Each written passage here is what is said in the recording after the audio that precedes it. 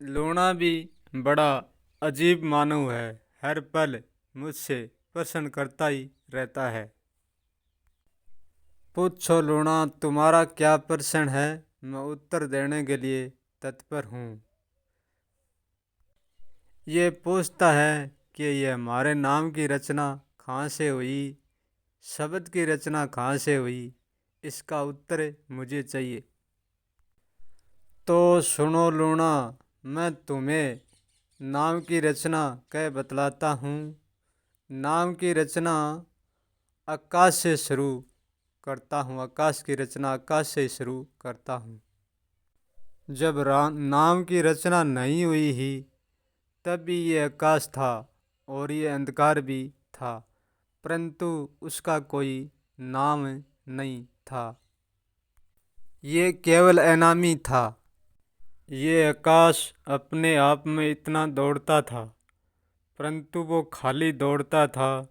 खाली दौड़ने वाला कहीं पर पहुंचता नहीं है।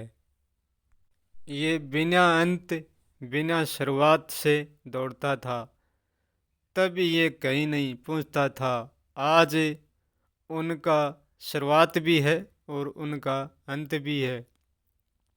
जहाँ से शुरुआत होता है वहाँ से ही उनका अंत होता है। अब उनका शुरुआत होता है, वो कैसे होता है तुम सुनते जाओ। अब का अर्थ है अब शब्द सदा ही अब ही रहता है। अब सदा ही आकाश से अंधकार बहुत दूर रहता था और आकाश भी अंधकार से बहुत दूर रहता था। इस दूरी से ही नाम शब्द की शुरुआत होती है। ये आकाश सबसे पहली इस अंधकार पर आ टिका। आकाश को अंधकार पर टिकने से ही नाम शब्द की शुरुआत हो गई। आकाश अंधकार पर चौफेरे टिकते ही ये मंड गया। आकाश मंड गया, अपने आप में खलक हो गया और ये मंडते ही अपने ही भ्रम से भर गया। ये आकाश पहली भरा, पहली मंडा, फिर भरा, तब उसका नाम पड़ा ब्रह्मांड। आकाश टिकने का ये अर्थ है कि अंधकार से स्पर्श करना ही आकाश का टिकना है। आकाश का अंधकार से संपर्क होते ही, स्पर्श होते ही उन दोनों का अस्तित्व हो गया। नहीं, उनसे पहले उन दोनों का कोई अस्तित्व नहीं था। अब उनका अंत भी होता है और आरंभ भी होता है। जहाँ उनका अंत होता है, जहाँ आरंभ हो जाता है, आरंभ अंत हो कि फिर भी ये यूं का यूं ही रहता है।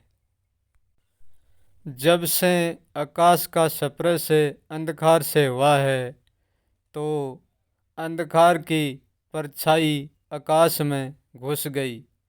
जैसे ही अंधकार को आकाश ने छुआ, तो छूते ही उनकी परछाई उसके अंदर आ गई।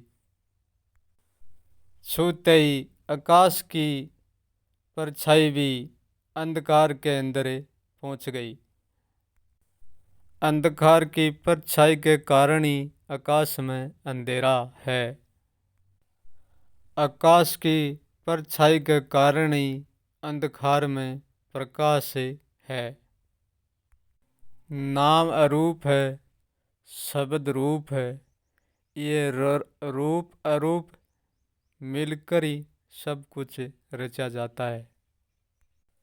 शब्द के बिना नाम अधूरा है, नाम के बिना शब्द अधूरा है।